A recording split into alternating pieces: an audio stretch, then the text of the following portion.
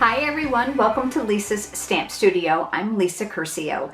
Today's Christmas card is a shaker, but it's got a twist on it because I've added glitter inside versus probably beads or pearls or other things. And I've also added some sequins for a really fun look. Check this out.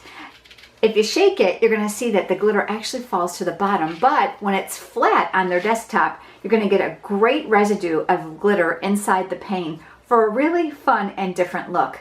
We're going to do some die cutting and we're going to do some embossing, and I'm really excited to show you how it works. After the video, head over to my blog. You'll find a free PDF tutorial for today's project, and while you're there, make sure you check out the online classes tab for project PDF tutorials and studio stamps in the mail. And I'd love to add you to my newsletter list. So if you'd like to be added, just leave me a comment below or over on my blog and be happy to add you.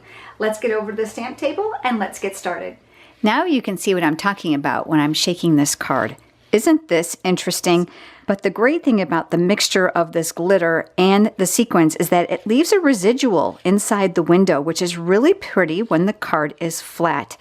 Let me show you how to put it together. We've got a base of Whisper White cardstock. Remember, all the cutting dimensions are over on my blog.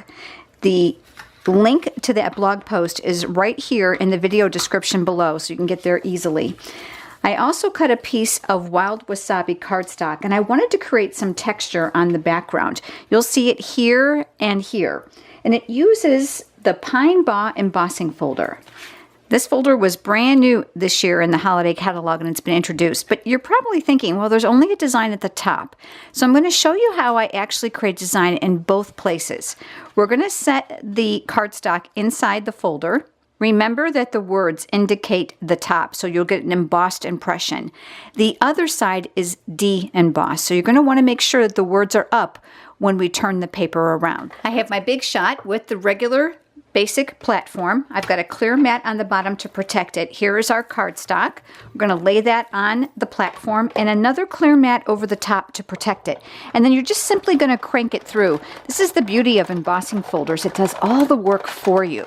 So I'm going to slide that back over so we'll get ready to use it again. And you can see here how we've got that beautiful embossed image at the top, but I want a little bit more on the sides.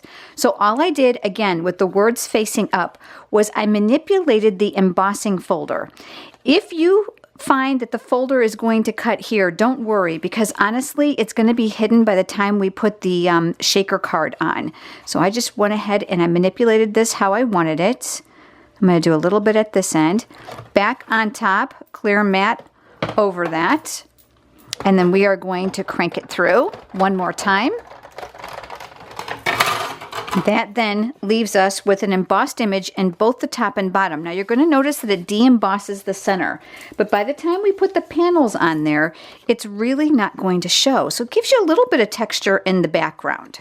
The next step is going to involve one of the two red panels that I've cut for the shaker card. So I'm going to take one of those away, and we are going to use the Santa Sleigh framelits, and I'm using the large tree that's inside this set. Now you may be looking at my framelits going, what is all that? Well, I keep mine on a magnetic sheet. I do have a video for that. You can find it simply by going to my blog. I'll put the link there for you. Also, I trace them on that magnetic sheet just so that I know when something is missing. I can get them put together back in the folder easily so nothing is lost. Magnetic platform this time because I'm using a framelit, and I've got a clear mat on the top. And I'm going to center this on the paper, and I'm going to add my tree. And I'm just going to do my very best to make sure it's symmetrical. That's going to create the opening for the shaker card. Another clear mat over the top, and then I'll crank this through. So those are the only two things you're going to need the Big Shot for. Now the great thing, obviously, about the Big Shot is not only does it do the work for you, but with the die cuts, you're going to get both a positive and a negative image. So I'm just going to gently push out this tree. I don't want to lose the tips here, because that's part of the fun of the silhouette of this tree. And so save this. This will make a great another card, won't it? And so now we're just going to take this off carefully. I have cut a piece of window sheet, and that's going to fit over the image here. I'm going to add some nail adhesive here on the cardstock around where the window sheet is going to fall. That'll help hold it in place. Now you might not think that snail adhesive is strong enough, but it is. It's going to work just fine. So I'm going to make sure we get that down near the bottom. What you don't want, you can see I'm being really careful, is I don't want snail adhesive to fall inside here because it actually will leave a mark on the window sheet. Okay, so now we've got some tape all the way around. Make sure I get a little spot here at the top. And then here comes my window sheet, and I'm going to lay that right over the top. And then I'll press to make sure it's good and it's burnished. Now you can see from the front that we've got that panel for the window. We're going to flip it upside down one more time, and we're going to use foam adhesive strips. I absolutely love these things, to go around the perimeter of the image to block in the contents so they don't fall out.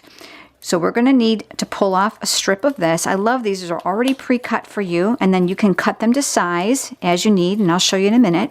So one side's really sticky, the other side's covered with paper. So I'm going to start here at the very top, and I don't want to come in too close because I don't want the foam strip to show through the window. And there's really no reason for you to go in inside every single one of those little notches unless you want to. So I'm just going to follow this. And I'm going to come down here, and I'm going to go across the bottom and then back on top. So you can see this is really, really easy. You don't have to cut unless you want to. So I'm going to go around, and then I'm going to come up, and I'm going to come up here. Now you're going to see we're going to need another one. So I'm going to take another strip off. And I'll need just a little bit of that. We're going to cut it to size, but I just don't want to struggle with the whole thing. And then I'll make sure that these connect. It's very, very important you don't have an opening, because if you have an opening, guess what's going to happen? All the contents are going to fall out. So I'm going to go across the top here, and then I'm going to cut this. So I'm going to make sure that these carefully come together. All right, so you can see there's no opening here. It's completely sealed. You're also going to want to go around the perimeter of the card. Now again, I'm not going to go too close to the edge, and I like to use the foam strips for this too. If you don't put it around the edge, it's only going to stand up in the center, and then the card's going to be shallow on the outside. The one thing about the adhesive strips is they are very plentiful in the package, so you don't have to worry about running out. And I love that they're inexpensive, very affordable. I go here, so just fix that up. Now, if you prefer dimensionals, that's totally fine. You can use those instead. And then I'm going to go around the top here as well. So I'm going to cut off what I don't need. There we go. It's not pretty from the back, but it's going to be pretty from the front. The next thing I want to talk to you about is a glitter mix that I made. This is actually a combination of gold and dazzling diamonds. I have a video on this as well to show you how you can mix your glitters to get a really fun, different look. So I mixed it, and I labeled a container, and I put it aside, and I use it for these kinds of things. So we are definitely going to add some glitter to this, but we are also going to add some gold sequins. I simply pulled these off of the gold trim that we sell with Stampin' Up! And then add a generous amount inside of here because you want it to shake. We don't want to overfill it. That's the other thing. Sometimes you're going to put too much inside that doesn't really shake very well. And then I'm just going to stir this to make sure I've got a good mix. And you literally need like half a teaspoon. You don't need too much. Right here in the center. You can take the adhesive off first if that's easier for you. I will tell you that when I'm working with glitter, I find that that just creates a bigger mess for me. Since this is almost an entire strand, this is actually easier for me to do this way than worry about it sticking to that adhesive foam when I pour the glitter inside. So I'm going to place this. There we go. We've got that all done. So that's the inside for the window. And now we're going to take off the paper backing here around the outside. You're going to see too here how this hand is anchoring to make sure that this doesn't go flying on me. Because boy, I've had that happen, that's for sure. If you're having trouble getting the paper backing off, you can use your piercing tool. I've got short fingernails, so that's kind of one of my best friends here in my stamp room, and you can see how sticky these are. So you want to be sure not to let this fling all over the place. And then the last strip here. All right, leaving it on your table, we're going to take that other panel, which is exactly the same size, and you're going to do your very best to line these up. I'm looking at the bottom, I'm looking at the sides, and I'm just going to go for it. And I'm going to press. and then I'm going to run my finger all across here. Now, one thing I didn't tell you, and I should have, is it wouldn't hurt for you to put your finger around the inside of that tape on the window. That's going to help break down some of the adhesive so that the contents will shake really nice. But look, there we go. Isn't that pretty?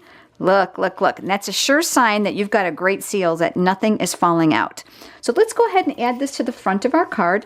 This is that wild wasabi panel. That's going to end up going here, but let's add our ribbon next. I've cut a piece here that's going to go around the center of the card, and I'm going to use glue dots to attach it to the back. I find that cutting my ribbon just for the front saves me a lot of time and a lot of money because I'm not wasting ribbon around the back side you're not going to see. So I've put glue dots on the ends. I'm going to center that about midway. I'm going to put those raw ends to the back. And I'm going to tack that one down. Okay, so that looks pretty good. And now here comes my panel, and I am going to flip this over and I'm going to put adhesive on the back. I thought it had enough dimension as it is, so I don't need to add any more dimensionals or foam strips. Of course, if you'd like that, go right ahead. This is going to get attached here to the front panel. And remember, any spots that we missed or got de-embossed when we put the folder back on, and now it's going to be completely covered. I'm going to flip and rub from the back to make sure my panel is good and stuck. This piece now is going to go on a layer of that white cardstock base. So I'm going to add adhesive here. This card is a little heavier than most of your normal cards. You're going to want to be a little bit more generous with your adhesive on this layer. It's going to go here on the white cardstock base. Again, I'm going to rub from my back. I have another piece of ribbon. This is 8 inches. I'm going to tuck this underneath here. I'm going to use my paper piercing tool to help me guide that in. And this is where I'm going to tie my bow.